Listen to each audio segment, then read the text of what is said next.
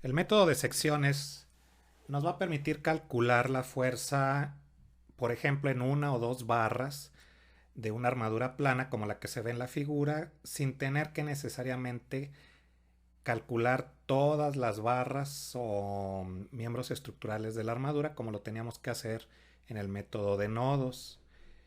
Por ejemplo, en este caso nos piden, o la pregunta es, ¿cuál es la fuerza en la barra EB?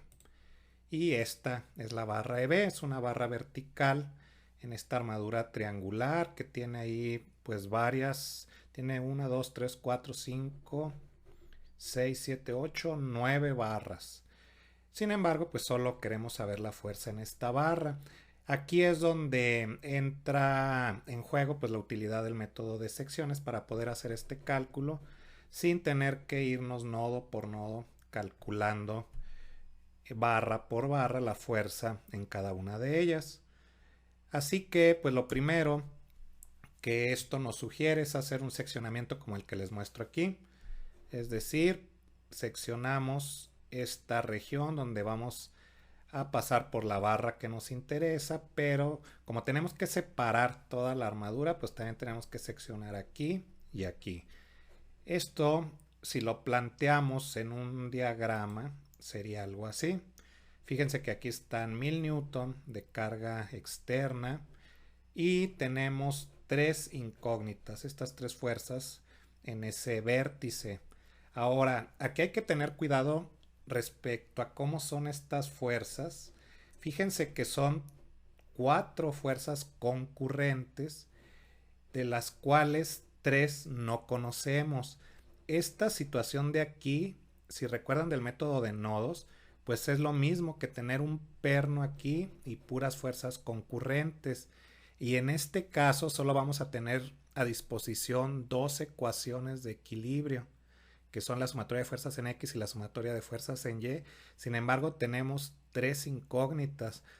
Así que de entrada esto no lo vamos a poder resolver así directamente en esta sección, lo que nos va a obligar a explorar otro seccionamiento ahora como este de aquí. Es un seccionamiento que pasa por cuatro barras. Sin embargo, en el método de secciones, en realidad no tenemos un límite estricto en cuanto a cuántas incógnitas podemos resolver con las ecuaciones de equilibrio, que son la sumatoria de fuerzas X y sumatoria de momentos. El hecho de que podamos usar la sumatoria de momentos nos da mucha flexibilidad para tener incluso, como en este caso, cuatro incógnitas y aún así poder resolver ese sistema. Y bueno, vamos a ver aquí a lo que me refiero. Entonces hay que fijarnos bien. Aquí tenemos estos 4000 newton y 2000 newton aquí son apoyos que ya no los dan de entrada. Hay estas cargas externas de 1000, 3000, 1000 y 1000 newton. Un ángulo de 30 grados y tenemos estos 2 metros en cada barra de aquí abajo. Bueno, entonces con esa información pues llegamos a este seccionamiento y aquí están las cuatro fuerzas que no conocemos y que les mencionaba anteriormente.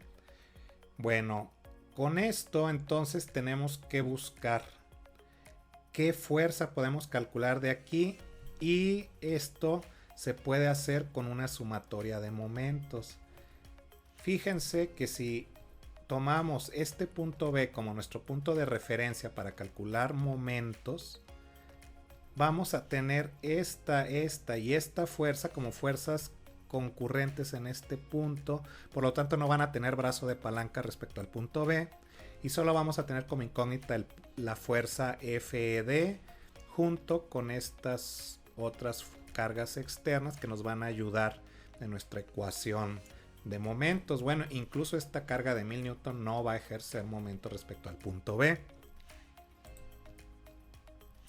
Bueno, y más aquí hago esto de extender la línea de acción de la fuerza ED, irme hasta este vértice para simplificar el cálculo de momentos. Fíjense que en este vértice esta componente, la f de coseno de 30 grados, que es la componente horizontal, también va a ser concurrente en este punto, entonces no va a ejercer momento respecto al punto B. Sin embargo, la fuerza E de seno de 30 grados sí va a ejercer un momento, y la distancia perpendicular al punto B pues es fácil de calcular y son 4 metros de este punto a la línea de acción de esta componente de la fuerza ED. Con esto pues tenemos la ecuación de sumatoria de momentos respecto a ese punto B, y fíjense que podemos calcular la fuerza ED como de menos 3000 newton. Eso significa que es una fuerza a compresión. Con esto pues ya tenemos una fuerza que nos vamos a poder llevar al primer seccionamiento y ahí hacer el cálculo para la fuerza que nos están preguntando, que es la barra vertical y es la fuerza EB.